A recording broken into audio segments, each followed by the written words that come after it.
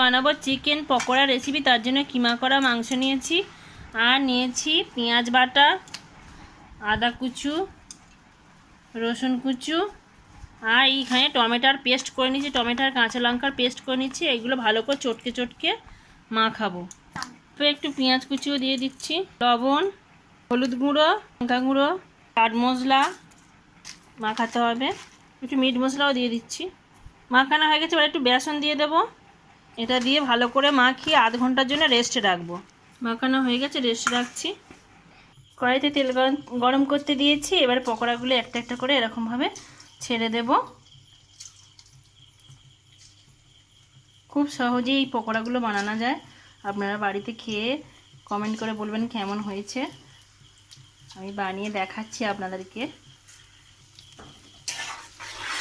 দেখুন বন্ধুরা, কত সুন্দর হয়েছে।